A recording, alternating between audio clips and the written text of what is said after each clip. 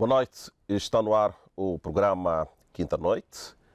Hoje vamos abordar um tema atual, portanto vamos falar da questão da Lei de Nacionalidade e Xenofobia.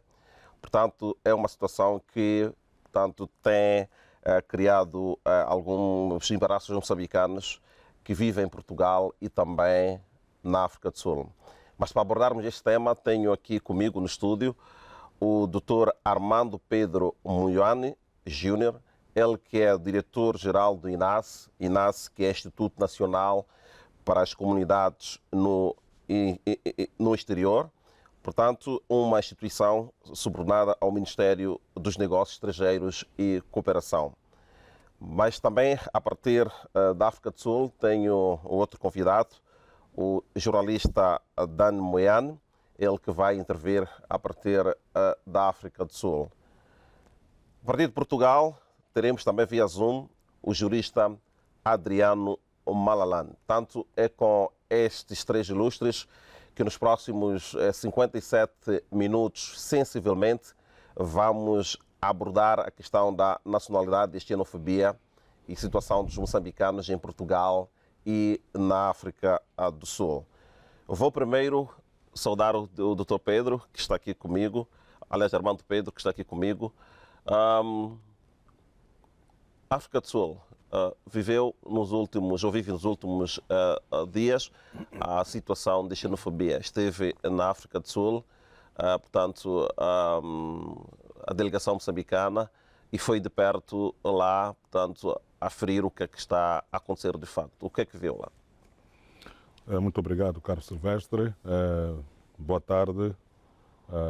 Cumprimento aos telespectadores e também aos co-painelistas neste momento, o Dr. Malalan em Portugal. Já estivemos juntos lá também a tratar de assuntos desta natureza na nossa embaixada em Lisboa, e também ao nosso amigo Dan Moiane, que está na África do Sul. Bom, de facto estivemos esta semana na África do Sul, desde a semana passada concretamente, por 5, 6 dias, com o objetivo principal de visitar aquele país irmão, na delegação de Sua Excelência Secretária de Estado dos Negócios Estrangeiros e Comunidades Moçambicanas no Exterior. Foi a primeira visita que ela fez, portanto, que a nossa Secretária de Estado fez a uma comunidade moçambicana no exterior, de forma oficial desde a sua indicação em abril deste ano. E a visita foi, de facto, muito importante nesta altura em que os nossos compatriotas estão atravessando momentos difíceis naquele país, que penso que ao longo da conversa vamos também abordar o que é que se tem passado. Mas a visita foi um sucesso, tanto no encontro que tivemos com as comunidades moçambicanas e bem como no encontro que tivemos com as autoridades de migração da África do Sul, onde começamos já um entendimento, um diálogo interessante, produtivo, e que vai continuar nos próximos dias para ver se conseguimos ultrapassar parte daquilo que são os problemas que a nossa comunidade vive. Há desafios de ambas as partes, da parte moçambicana e da parte sul-africana também. Muito obrigado. Exatamente. Vamos agora viajar para Portugal, ao encontro do Dr. Adriano Malalan. Doutor, está em Portugal, está a acompanhar de perto a situação decorrente, portanto, desta lei de nacionalidade e também de imigração ao nível de Portugal. Sendo, portanto, alguém que conhece a matéria e que vive em Portugal e que trabalha em Portugal e que é jurista, esta nova lei, o que é que muda exatamente? Quais são os aspectos novos que a lei traz? Muito boa noite. Eu começo por agradecer o convite para intervir neste debate e aproveito também para dizer o seguinte, que é com muito orgulho que eu aceitei este convite, na medida em que é a primeira vez que intervenho em direto na televisão do meu país, na televisão de Moçambique. E retribuo os cumprimentos a si, ao Dr. Armando Pedro e também ao jornalista Dan Moiane. Bom, respondendo à pergunta que me acaba de fazer, efetivamente, Portugal tem duas leis que se aplicam única e exclusivamente a estrangeiros. É a lei da nacionalidade, porque essa lei só faz sentido, portanto, tem como destinatários os estrangeiros que desejam ser portugueses. Portanto, é uma lei que é pensada só para estrangeiros, e temos o regime jurídico de entrada, permanência e afastamento de estrangeiros do território nacional, que é designada por maior facilidade como sendo a lei de estrangeiros. Ora, estes dois regimes jurídicos têm vindo a ser alterados constantemente, eu diria mesmo todos os anos, sobretudo a lei da nacionalidade. As alterações que foram sendo feitas desde 1996 até o ano passado eram alterações que se impunham, dada a evolução da sociedade portuguesa, as recomendações das Nações Unidas em relação às crianças. Portanto, a lei vinha sendo aperfeiçoada e, efetivamente, ao encontro das necessidades de Portugal, em termos de população, e também ao encontro daqueles estrangeiros que já vivem em Portugal há 5 anos, pelo menos, e que reuniam os requisitos, os demais requisitos necessários para poderem naturalizar-se portugueses.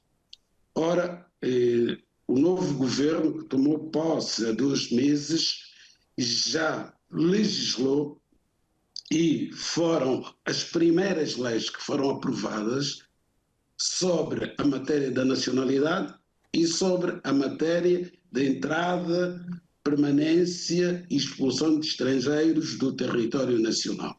Teremos oportunidade, mais para frente, de explicarmos essas alterações, o seu significado, o seu alcance e as consequências que estão a ter, ainda que não tenham entrado em vigor, ainda não entraram em vigor, mas acabarão por entrar em vigor muito brevemente, mas já estão a surtir algum efeito nas comunidades estrangeiras residentes em Portugal. Exato. Vamos espreitar agora o DEN, que está na África do Sul. Sabemos que também na África do Sul os estrangeiros têm vivido nos últimos dias uma situação também de xenofobia, portanto que também temos uma situação igual em que temos estrangeiros que vivem na África do Sul também ilegalmente. Dani, como é que olha para essa situação que se vive na África do Sul, principalmente com os estrangeiros? Boa noite. Também queria começar a agradecer essa oportunidade de participar nesta importante conversa que devemos ter neste momento, especialmente na zona da África Austral, porque a zona da SADC está a enfrentar problemas muito sérios de desenvolvimento, de pobreza e falta de emprego, desemprego, muito para os jovens.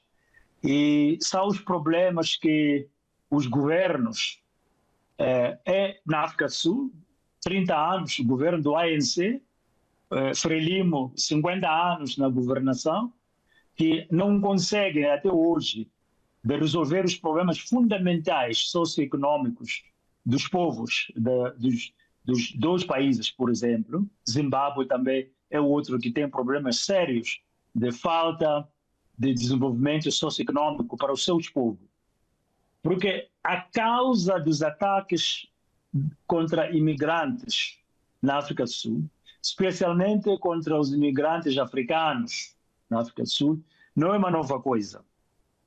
A xenofobia na África do Sul existe antes de 94, quando começa a democracia, a governação democrática do país, e continua até hoje. E piorou nos anos 2000, a partir dos anos 2008 até hoje.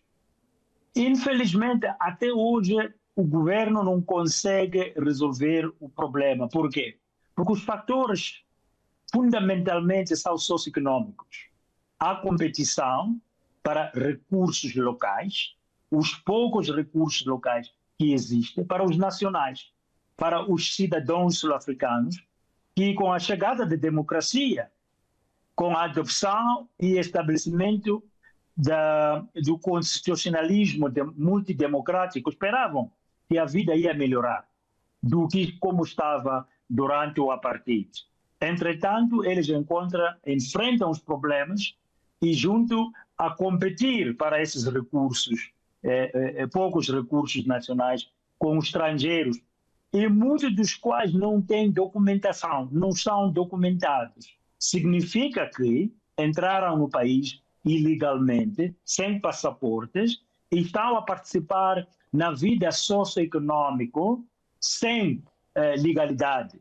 E a Constituição sul-africana diz que seja quem for que está presente no país dentro da República Sul-Africana tem o direito de ser assistido, por exemplo, nas clínicas públicas. Mas o cidadão sul-africano diz, mas eu estou aqui legalmente, eu sou cidadão, eu pago imposto, mas o estrangeiro não é documentado, não está registrado, por exemplo, pela autoridade tributária dos impostos. Como é que agora vamos ter oportunidades iguais? Isso que já causa essa tensão entre os estrangeiros não documentados e o cidadão sul-africano, que até semana passada temos visto protestos pelos sul-africanos a prevenir, a impedir os estrangeiros para ter acesso às clínicas, que não devia acontecer, mas infelizmente está a acontecer. Exatamente. Vamos ouvir aqui o Dr. Pedro, daquilo que nós podemos ouvir agora do Dani.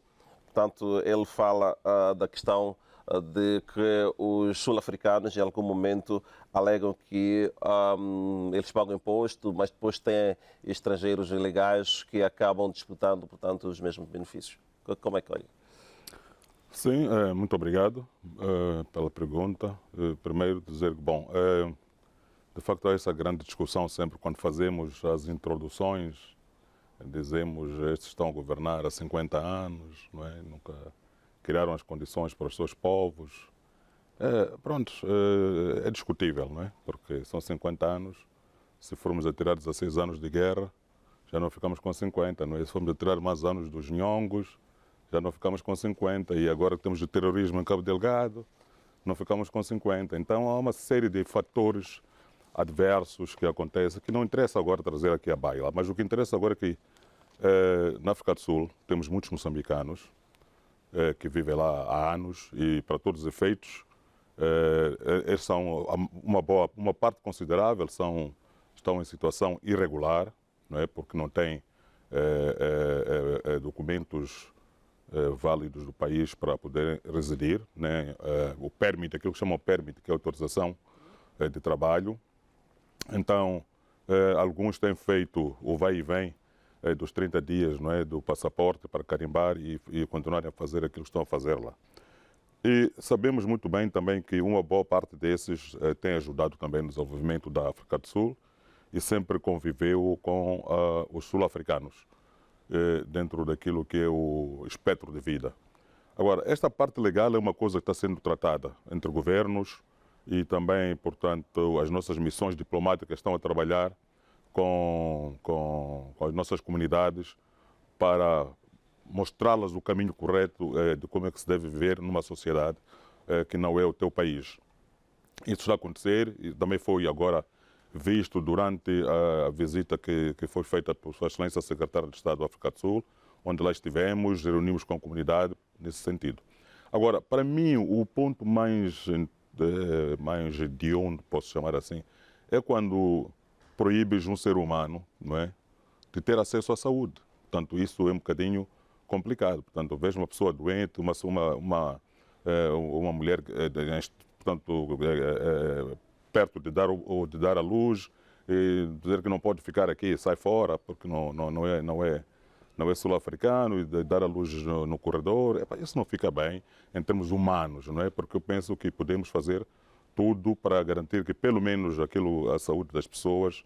Vimos situação de pessoas que saem com medicamento do hospital, quando está a sair com medicamento da clínica, lá fora apanha alguém que diz: você mostra lá o documento. Não, arranca o medicamento. Quer dizer, então, estamos a caminhar para uma situação de tragédia, portanto, humana, em que brevemente podemos ter muitos compatriotas, portanto, em situação de... podemos ter muitas mortes mesmo, portanto, porque não têm acesso à saúde. Este trabalho que estamos a fazer é para irmos para a raiz das coisas, não é? Para irmos à raiz das coisas, porque muitos vão para a África do Sul à procura de melhores condições de vida, como vão para outras partes do mundo. A migração e os nossos compatriotas estão na África do Sul, conversamos e também conversamos com as autoridades. A migração não é proibida em nenhuma parte do mundo. Há países que têm incentivo à migração, porque a migração até ajuda no desenvolvimento do país. Só que quando ela atinge determinadas proporções de irregularidade, aí é preciso trabalhar-se já para, tanto nesta parte irregular, para conseguir consertá-la, porque isso já pode trazer outras nuances dentro daquilo que são os projetos de desenvolvimento desse país. E é preciso garantir que esta situação não seja normal.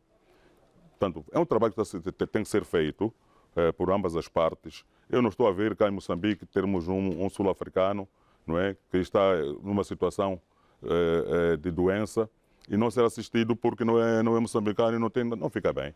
Penso que isso é uma coisa que devia ser ultrapassada entre irmãos, somos um povo irmão, tivemos o mesmo nível de sofrimento, se não uns mais do que os outros, de solidariedade, e que deveríamos continuar a fazer isso enquanto resolvemos os problemas que nos diferenciam em termos de atitudes.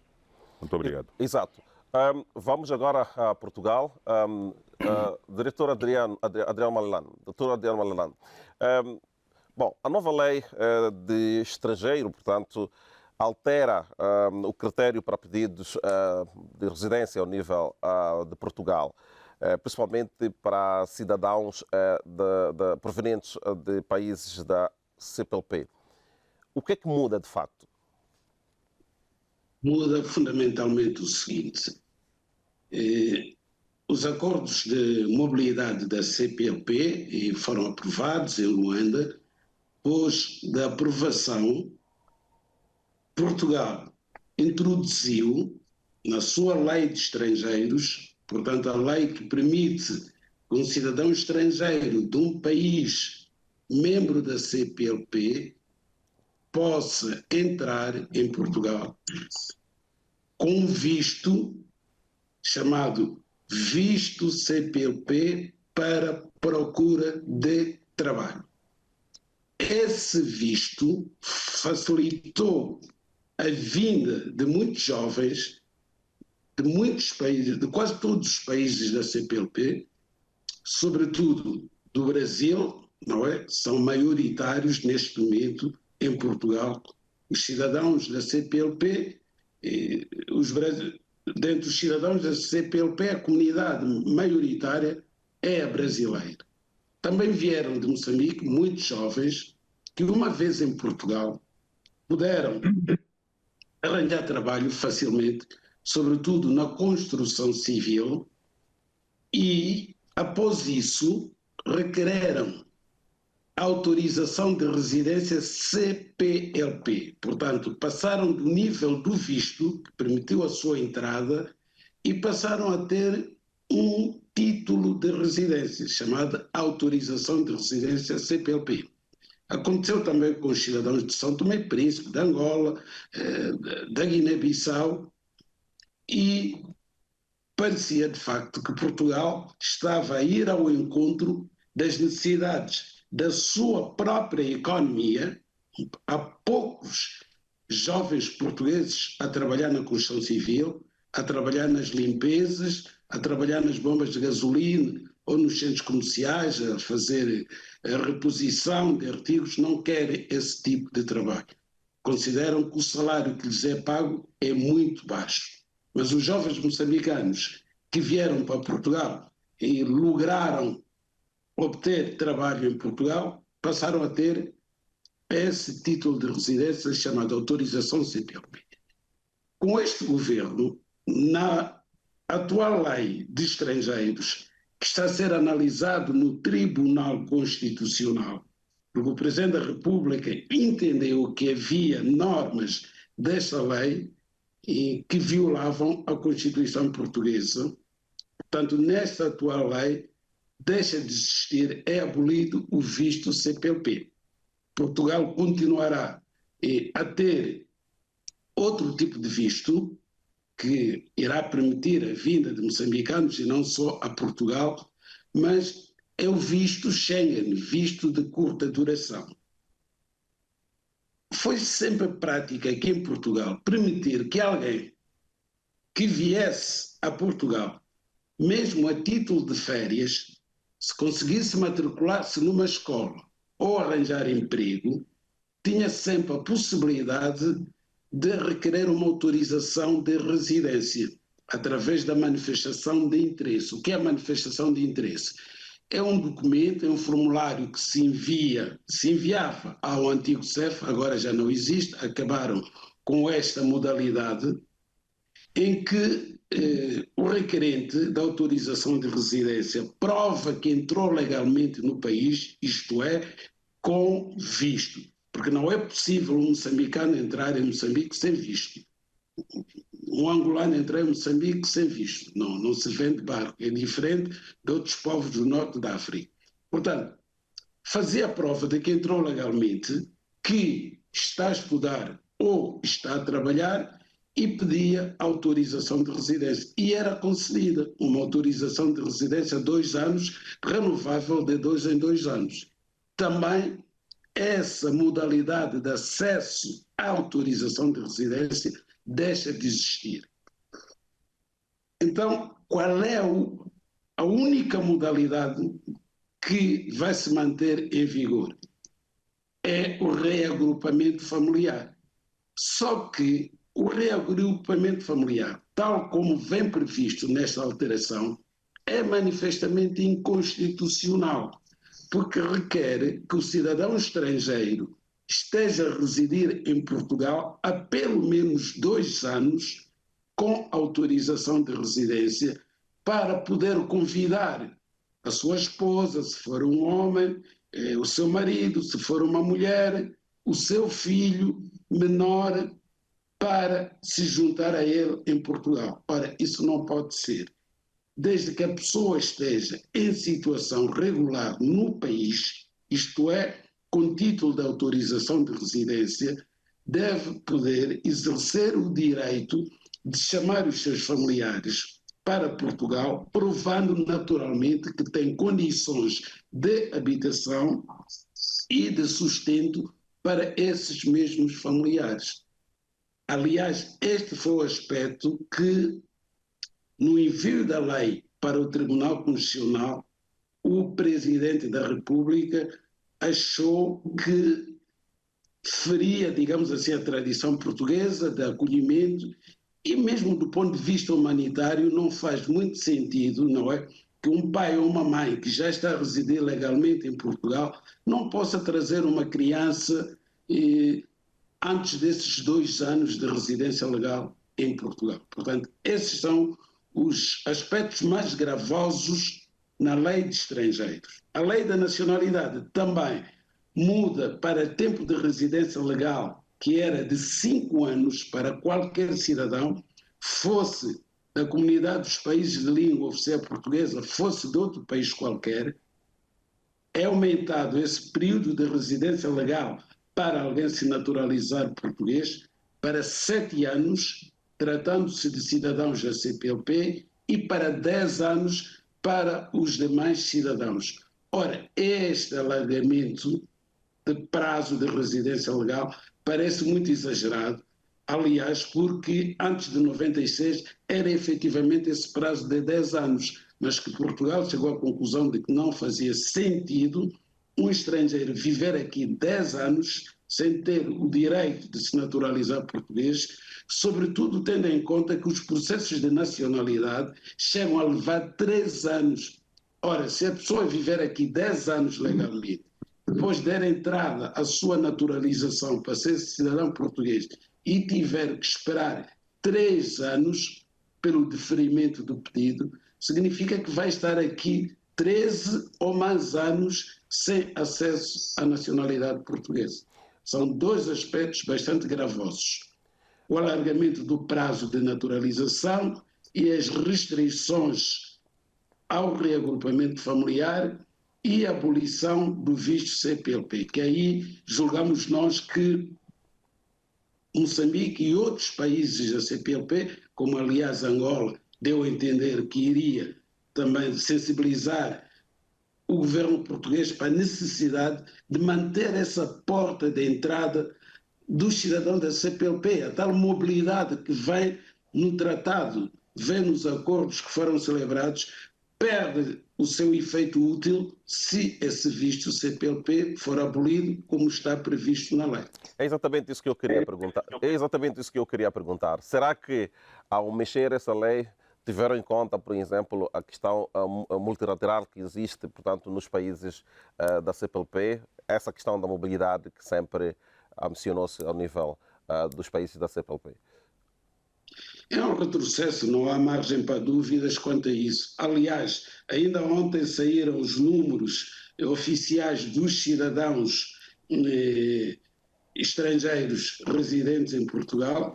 Chegou-se à conclusão que a maioria são brasileiros. Os brasileiros continuarão a vir para Portugal, porque um brasileiro não precisa de visto sequer, porque há o Tratado de Amizade e da Igualdade de Direitos entre cidadãos portugueses e brasileiros. Significa que um português, se quiser ir ao Brasil passar férias, não precisa de visto. O cidadão brasileiro também pode vir a Portugal e ficar 90 dias sem necessidade de visto.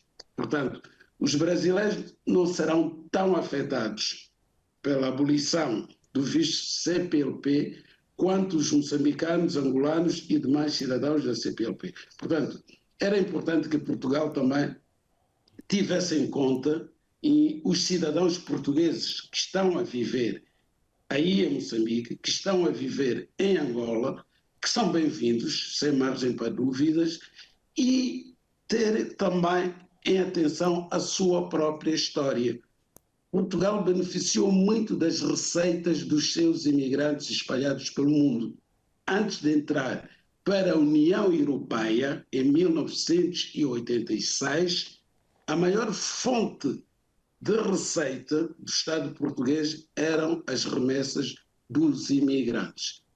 Ora, se não for permitido aos cidadãos de Moçambique, de Cabo Verde, de Angola, que vêm trabalhar em Portugal e que por essa via também contribuem para a economia não só de Portugal, mas dos seus países, porque enviam dinheiro para os seus familiares, acho que se já há crítica, há uma forte crítica em relação à falta de conteúdo da CPLP, retirando essa pequena facilidade que havia, e continuaremos a ter uma comunidade de países de língua oficial portuguesa que não passa de uma simples retórica, porque não tem concretização, a sua materialidade não se verifica. O cidadão normal, o cidadão comum, não sente a pertença a essa comunidade, porque não lhe traz nenhum benefício.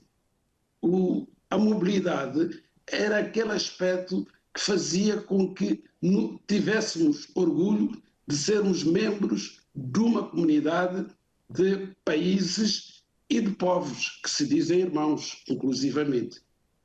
Exatamente. Vou agora à África do Sul.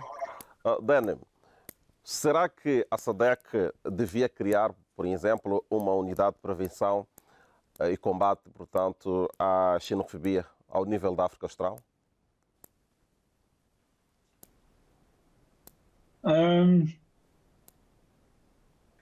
Não sei se uma unidade para a prevenção da xenofobia regional podia funcionar, porque eu volto a dizer o seguinte: o problema da xenofobia aqui na África do Sul não é novo. Piorou desde 94, número 1. O cidadão sul-africano esperava que a sua vida vai melhorar depois da queda do apartheid em 94, a entrada da nova governação democrática. E não aconteceu. A África do Sul hoje é o país com mais desigualdade do que qualquer outro país no mundo, segundo as Nações Unidas. A pobreza na África do Sul aumentou. Desigualdade e inigualdade aumentou. A falta de oportunidades socioeconômicas ficaram escassas para o povo. Entretanto, o ANC governou sozinho, na maioria, 30 anos, até no ano passado, quando perdeu a sua maioria. E o povo olhava para o ANC como antigo movimento de libertação para trazer melhoramento na sua vida. E não aconteceu. Até hoje, há muitos desafios socioeconômicos. O que está no fundo, eu vou me repetir, da xenofobia, é os fatores socioeconômicos. E quem deverá resolver os problemas do desenvolvimento socioeconômico? São os governos, são os líderes, okay, do governo. E então, o ANC, em 2019, aprovou um plano nacional de ação contra a discriminação, contra o racismo e contra a xenofobia. Okay? O plano existe, mas não está a ser implementado no seu todo. Se fosse que estava a ser implementado desde 2019, até hoje íamos ver um melhoramento, uma situação a mudar em termos de ataque contra estrangeiros, mesmo os que não têm documentos. Outro fator, temos eleições autárquicas no próximo ano na África do Sul, 2026. Vimos no ano passado, antes das eleições nacionais e gerais de maio de 2024, linguagem utilizada pelos oficiais, alguns membros do ANC, okay, a apontar aos imigrantes ilegais como os que estão a causar certos problemas de criminalidade na sociedade sul-africana. Ok? E isso não ajuda. Quando os dirigentes políticos que estão a fazer as suas campanhas começam a utilizar uma certa linguagem que está a culpar o estrangeiro para os problemas sociais, enquanto não é verdade. Os estrangeiros, imigrantes, mesmo ilegais, não são as causas principais dos problemas socioeconômicos da África do Sul. As causas principais estão na liderança, está na corrupção endêmica que temos aqui na África do Sul hoje. Por causa da corrupção, não há implementação efetiva dos programas traçados e aprovados do governo para o melhoramento do povo. Okay? Quando há falta de água, não é o estrangeiro que está a fazer a falta de água, é a utilidade que devia fornecer a água que não está a fazer o trabalho como deve ser, é a infraestrutura que não está em condições. Mas há essa linguagem sempre de apontar aos estrangeiros, dizer que não, isso que é um problema. Agora, eu estou a dizer, pode haver esforços regionais e tem que ser desenhado em quê? Desenvolvimento, para fortalecer os programas de desenvolvimento, para resolver o problema da pobreza na SADC, nos seus próprios países também, e coordenar o esforço contra a criminalidade. Porque imigração ou migração sempre houve no mundo. Ser humano, nós humanos, à procura de melhores condições, de melhor vida, e andamos de um lado para o outro. Historicamente, sempre houve isso. Mas há quem que já explora isso para os seus fins criminosos. Temos um problema de tráfico humano muito grave aqui na SADC. E a África do Sul está no meio desse problema, porque as pessoas estão a se movimentar de uma parte para outra à procura de melhores condições de vida. Há pessoas que estão apanhadas aqui de Moçambique, por exemplo, moçambicanos aqui, que foram traficados. Eles pensavam que vêm aqui para ter melhor emprego, chegam aqui e são traficados para meios ilícitos. Okay? Tem que haver esforço para ver que podemos trabalhar juntos de uma maneira integrada.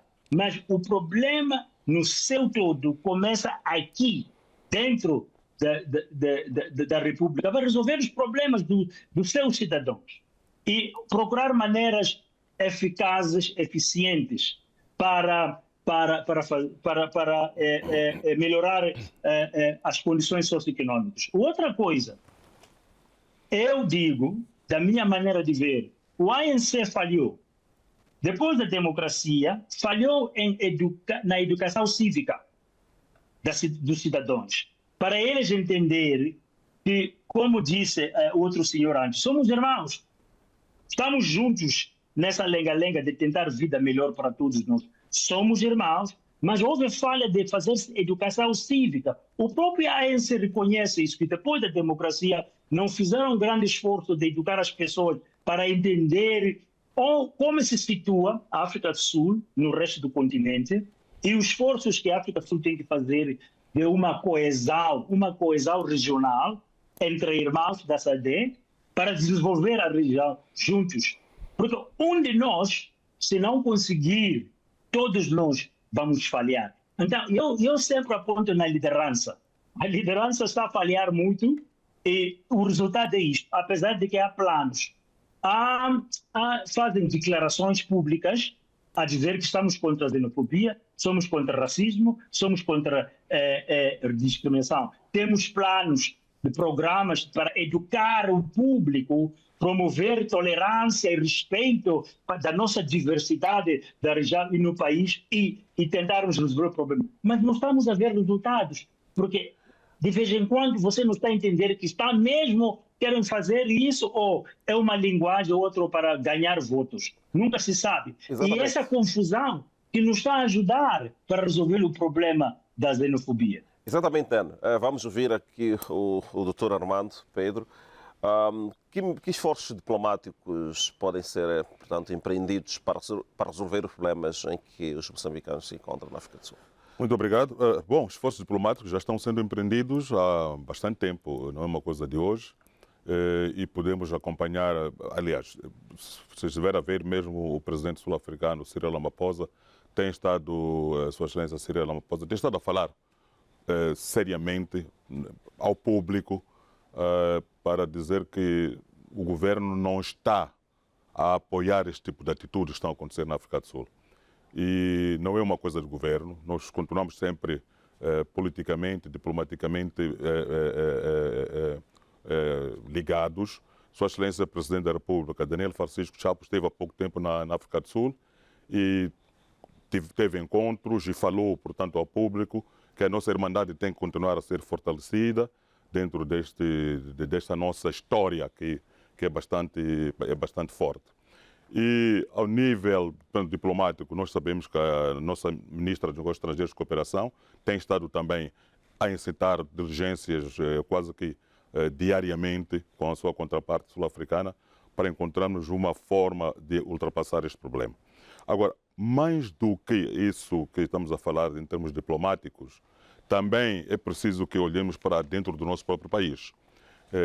Ouvimos sempre nos discursos de Sua Excelência o Presidente da República falar de que precisamos de desenvolver o nosso território, precisamos de criar condições para que as matérias-primas que são produzidas aqui neste país tenham um estágio determinado de transformação para garantirmos emprego dos nossos compatriotas. Portanto, a industrialização, portanto, a industrialização, portanto, da agricultura também, portanto, temos uma agricultura comercial, tudo isso faz parte. Eu acredito que com esse programa que existe, portanto, do desenvolvimento do distrito, tudo vai fazer com que tenhamos diminua a apetência por atravessar a fronteira, porque teremos condições internas para os nossos compatriotas trabalharem, poderem constituir as suas vidas cá. É mais fácil trabalhar em casa, não é? Do que trabalhar fora de casa, conforme nós sabemos, porque em casa sempre há solidariedade entre as famílias. E também recordar que uma vez falamos aqui na televisão, portanto, dos avanços que o governo tem estado a fazer para garantir melhores condições para os moçambicanos que estão na África do Sul. Criou-se um projeto em 2019 que era para ajudar os moçambicanos a realocarem-se com aquilo que eles fazem lá, ou que tem um projeto específico com apoio financeiro, de formação e tudo isso. Portanto, se vende no mercado na África do Sul, o projeto dava formação à pessoa, montava-se uma banca no mercado, uma banca desenvolvida, com formação e tudo. Portanto, essas coisas todas estão a ser feitas. Se é mecânico, tem uma oficina de bate-chapa, poder vir montar a oficina em Moçambique e criar emprego para os moçambicanos. Portanto, é um trabalho que está sendo feito, que vinha sendo feito e está sendo feito e vamos continuar a fazer para que os moçambicanos olhem para Moçambique e tenham uma iniciativa criadora em Moçambique. Agora, na visita que fizemos à África do Sul, tivemos muitos moçambicanos que querem voltar para vir montar os seus negócios aqui em Moçambique e querem apoio. Nós não há problema nenhum, o governo está aberto, contactem o Instituto para as comunidades para indicarmos qual é o caminho que devem seguir para fazerem o seu negócio, para registrar o seu negócio e tudo isso. Porque, afinal de contas, este é o nosso país. Nós só saímos daqui porque queremos outras condições do outro lado. Mas podemos criar as condições aqui. O país é virgem e tem um governo totalmente aberto para poder integrar todos os moçambicanos. Portanto, a nossa relação diplomática, político-diplomática com a África do Sul é muito forte. Só este encontro que tivemos com as entidades da migração na África do Sul, que depois desse encontro houve um acordo para fazermos outro encontro em setembro, nos finais de setembro, para fazer o follow-up daquilo que foi discutido agora. É muito bom, significa que é abertura. Portanto, que é para, ao mesmo tempo que vamos educando as nossas comunidades a perceberem como é que devem tratar a sua vida quando estão num país estrangeiro, não só na África do Sul. Portanto, estamos agora a ouvir o Dr. Malilane a falar de Portugal, que também há esta situação migratória.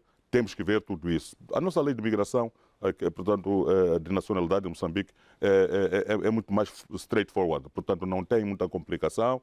Um dia podemos falar sobre isso, né? Como, portanto, tomando em conta portanto, a nacionalidade adquirida, sanguínea ou de solo, portanto, tudo está straightforward. Portanto, não há muita volta a dar quanto a isso. Mas muito obrigado.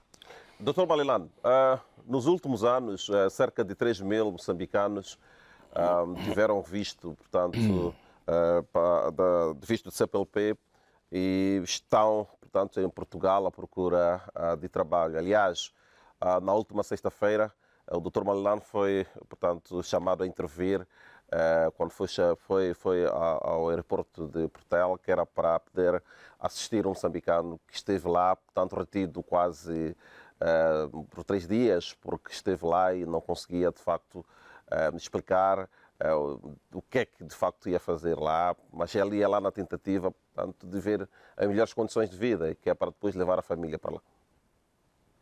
Sem dúvida, e ainda bem que fala nesse aspecto, e partindo deste caso concreto, pelo seguinte, um jovem moçambicano que quer vir para Portugal pela primeira vez e consegue, com muita dificuldade, diga-se, obter visto, seja visto de curta duração, seja que tipo de visto for, ele tem que ter uma pequena formação e informação sobre a interpretação do visto.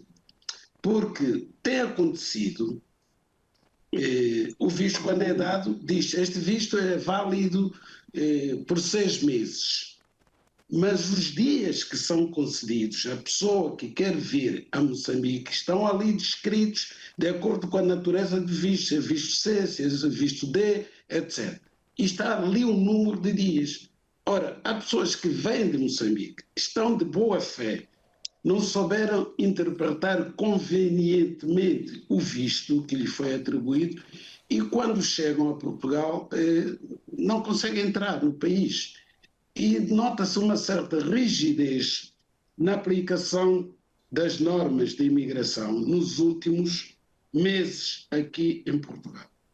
Portanto, tem vindo sim muitos jovens, era bom que continuassem a vir, mas também era importantíssimo do nosso ponto de vista que as autoridades do nosso país, Moçambique, conversassem com as autoridades portuguesas, com os seus homólogos portugueses, em relação à forma como os nossos compatriotas são tratados a começar pelo consulado de Portugal em Maputo, quando pretendem vir visitar nós que estamos aqui, seus familiares moçambicanos, exigem-nos um termo de responsabilidade.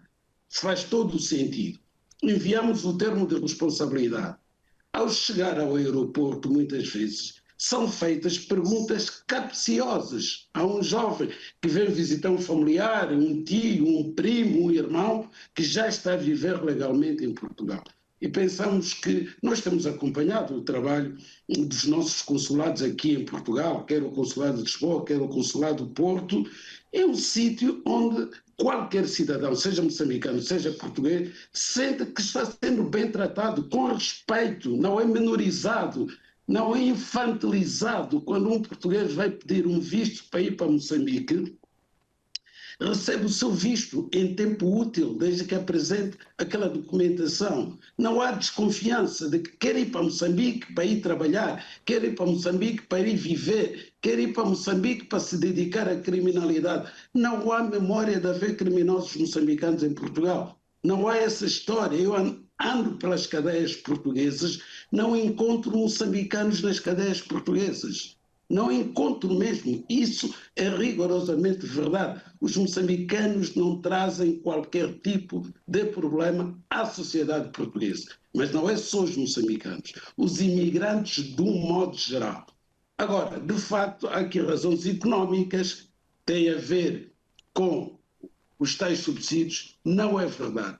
Um cidadão estrangeiro aqui, para ter direito a um subsídio da Segurança Social, tem que estar a exercer uma atividade profissional remunerada e a fazer os descontos obrigatórios para a Segurança Social. Temos o problema de acesso aos cuidados de saúde. O Serviço Nacional de Saúde é um serviço que atendia todas as pessoas, mesmo aqueles que durante o período de férias tivessem necessidade de ir a uma consulta, tinham acesso a uma consulta de urgência. Hoje isso não é possível. Também está a acontecer o que acontece, infelizmente, com os nossos irmãos na África do Sul. Ou seja, deslocam-se aos centros de saúde, não são atendidos porque não estão inscritos. Vão aos hospitais centrais, como Santa Maria, aqui em Lisboa. Se é estrangeiro e não tem autorização de residência, não tem acesso àqueles cuidados de urgência. Portanto, são situações que têm que ser discutidas entre o poder político, nas relações diplomáticas entre os dois países, Portugal e Moçambique. Há várias reuniões num ano, há muitas missões portuguesas que vão para Moçambique e vice-versa, vêm para Portugal, mas não temos visto melhoria, sobretudo no funcionamento do consulado de Portugal em Maputo. Tudo começa aí no consulado. E depois aqui também, nós, cidadãos moçambicanos, pedimos às nossas autoridades que estejam próximas de nós, ou seja, que se preocupem com as nossas condições de vida, que possamos sentir, quando vamos à nossa embaixada, que estamos no nosso país. É só isso que pedimos. Estamos a pedir empréstimos às autoridades moçambicanas, porque não é para isso que estão aqui. Mas que haja interesse pelas comunidades moçambicanas, saber quais são os nossos problemas. Esse problema da habitação não é para as autoridades moçambicanas arranjarem casa para os moçambicanos, não, é para perceber as dificuldades que os jovens têm em arrendar um apartamento em Portugal, mesmo que tenham dinheiro para isso, só porque são estrangeiros. Isso é manifestamente ilegal, mas está a acontecer hoje em Moçambique. Portanto, aproveito de facto esta oportunidade para fazer esse apelo às nossas autoridades para se preocuparem conosco, tal como acontece com outros países irmãos nossos. É o caso de Cabo Verde. As autoridades cabo-verdianas preocupam-se muito com as suas comunidades aqui em Portugal, o que faz com que haja uma maior ligação. Todo o cabo-verdiano, mesmo aquele que nasceu em Portugal, sente-se cabo-verdiano. Pode ter nacionalidade portuguesa, holandesa ou francesa, sente-se cabo-verdiano, porque sabe que o país se interessa por ele. Doutor Malilano, com esta nova lei, há garantias, de facto, de respeito estou a falar dos direitos e liberdades dos imigrantes. Será que a garantia nesta nova lei, agora está no Conselho Constitucional, mas ainda está... Portanto, como é que olha como jurista? Há de facto garantias? Eu olho para esta lei como uma lei que começa por ser inoportuna para Portugal. Portugal está a atravessar uma crise de falta de mão de obra. E muitos serviços em Portugal estão em funcionamento graças aos estrangeiros. Distribuição de comida. E então, a terceira idade aqui na Europa, e em Portugal em particular, mas nós sabemos que no Ocidente há o hábito de os nossos pais, os nossos avós irem para lares.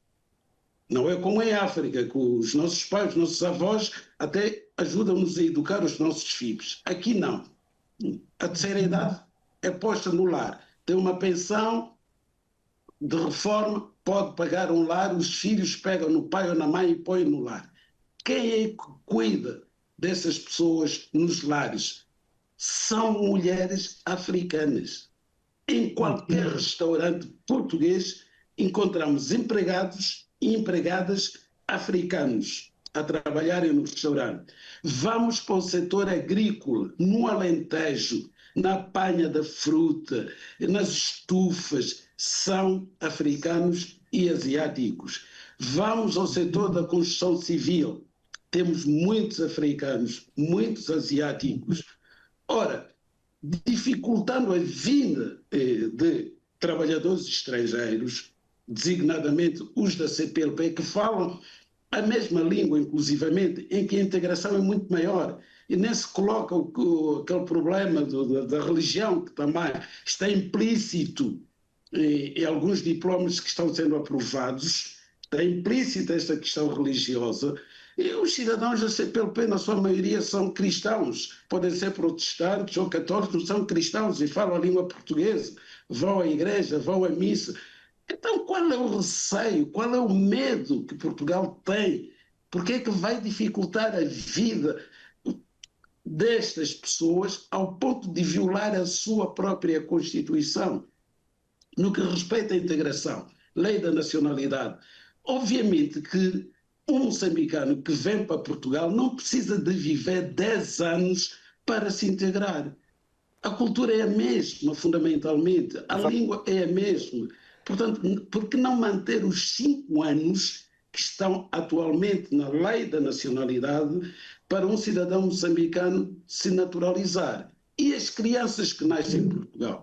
Por recomendação das Nações Unidas, Portugal tem atualmente a lei da nacionalidade, uma norma que diz que qualquer criança que nasça em Portugal, cujo pai ou mãe se encontra em Portugal há pelo menos 1 ano, independentemente de ter ou não autorização de residência, essa criança é portuguesa. Exatamente. Ora, o tempo já se foi. Vamos essa norma vai ser cair, agora vai ser 3 anos de residência para uma criança nascida em Portugal ser portuguesa. Sim. Vamos agora ouvir o Dani. Portanto, eu gostaria que resumisse, mas eu olhando, portanto, aquilo que o Dr. Maulana acaba de dizer, nós percebemos que, mesmo na África do Sul, os estrangeiros é que garantem a economia sul-africana e, principalmente, mesmo em questões de comércio, nós temos visto que os moçambicanos também têm contribuído muito até para o PIB na África do Sul. Acha que, de facto, essa exclusão dos estrangeiros na África do Sul pode ser uma boa tática para os sul-africanos ou para o próprio governo? Não. Há uma coisa que eu disse antes. Os nossos líderes têm que mudar a sua linguagem, especialmente os líderes políticos. Existem alguns, não é só alguns no ANC, mas também nos partidos da oposição ou outros partidos políticos. Tem que deixar de utilizar linguagem inflamatória, porque o que está a acontecer não serve a ninguém. para já está a afetar muito negativamente a dignidade das pessoas. A coisa que poderá nos ajudar é procurar-se, como falaste de que talvez se criasse uma unidade regional. Não, mas tem que se haver uma nova estratégia regional de como vamos lidar com assuntos, questões de migração na nossa região, com foco na justiça social dentro dos territórios de cada país, mas também solidariedade regional. Só assim que podemos conseguir resolver as causas e os problemas da xenofobia. Promover xenofobia não serve a ninguém. Nem o próprio cidadão sul-africano, nem o vizinho. Então, vai afetar o futuro de tudo, de todas as pessoas. Mas isso cabe, né, temos que ser liderados da maneira correta. Por quê? As oportunidades econômicas são limitadas. Não são eternamente disponíveis para todo mundo no seu todo. Temos que resolver o problema do desemprego nos nossos países. Falou-se antigamente, recentemente aqui, da necessidade de fazer desenvolvimento nacional nos territórios, mas tem que haver cooperação regional. Tem que se promover solidariedade social entre os povos dos países. E os nossos dirigentes têm que focalizar nisso, porque xenofobia, discriminação não vai resolver nenhum problema, e vai piorar os problemas da região, vai criar uma tensão social que não vai ser possível resolver. Xenofobia não serve a ninguém. Muito obrigado, Dan. Queria ouvir agora o doutor, portanto, só para últimas considerações, já o tempo nos foge. Muito obrigado. Agradecer primeiro esta oportunidade que tivemos, Ministério dos Negócios Estrangeiros e Cooperação, para poder trocar impressões com os nossos copainelistas e dizer que estou satisfeito porque as últimas partes das considerações dizem aquilo que nós, de facto, estamos a fazer.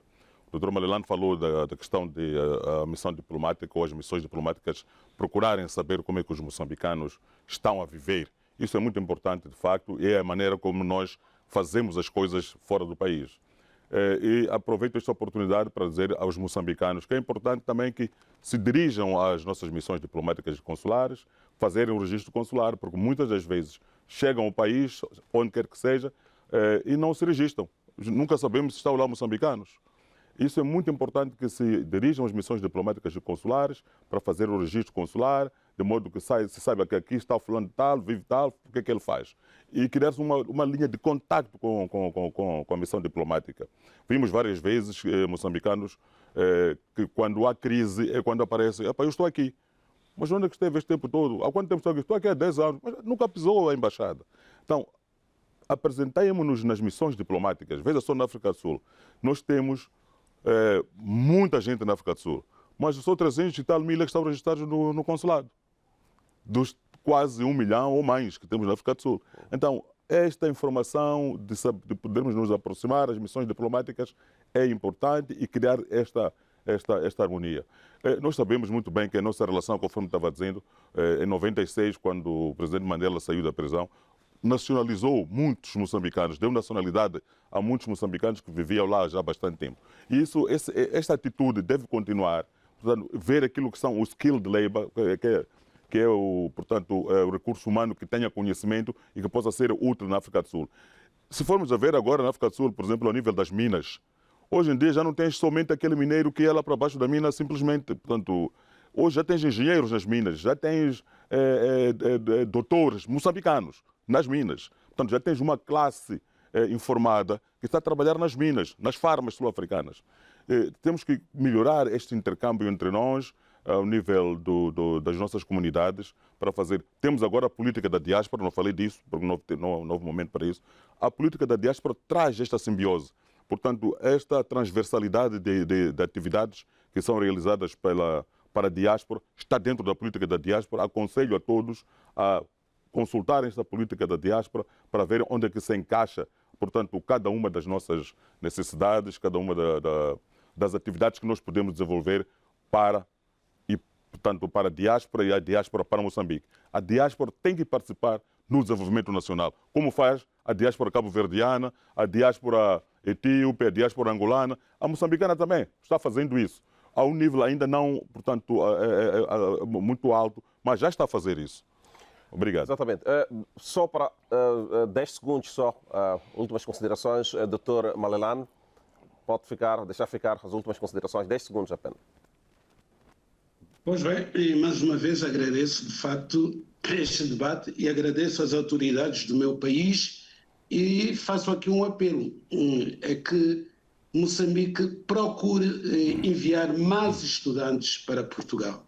E para isso vai precisar também da ajuda do governo português na concessão de visto de estudo. Há muitos estudantes moçambicanos que poderiam estar a estudar em Portugal e que não vêm para Portugal estudar porque não conseguem a necessária autorização das autoridades portuguesas para frequentarem o ensino superior. Sobretudo o ensino superior em Portugal faz muita falta a moçambicanos.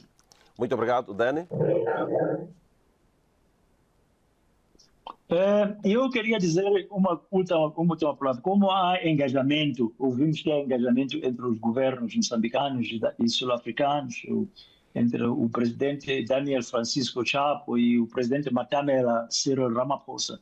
No próximo ano na África do Sul haverá eleições autárquicas, 2026. E notamos no passado aqui que quando há eleições, tendemos a ver, vemos uma tendência dos políticos a fazer campanhas em utilizar uma linguagem inflamatória, onde culpa os estrangeiros, especificamente aqueles que não têm documentações, como parte do problema e dos problemas que eles têm na sociedade sul-africana. Apelar a eles para mudar isso, mudar a sua linguagem e tentar criar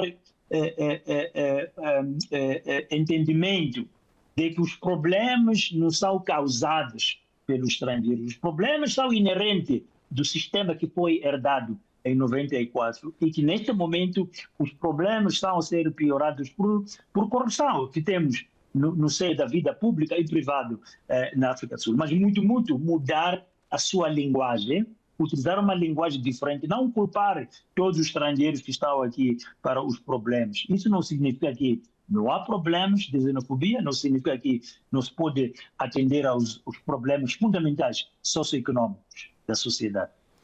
Muito obrigado, Dan Moiane. Portanto, nós fizemos o Quinta Noite de hoje. Contamos aqui no estúdio com 3 convidados. Portanto, a partir de Lisboa, tivemos o Dr. Malelane, ele que é jurista. E a partir da África do Sul tivemos o jornalista Dani Moiane e aqui no estúdio tivemos o Dr. Armando Pedro Moiane Júnior, ele que é diretor-geral do INASE. E foi um prazer contar consigo a partir desse lado. Contamos consigo no próximo programa e não deixe de acompanhar a programação da TVM. Até lá. Obrigado.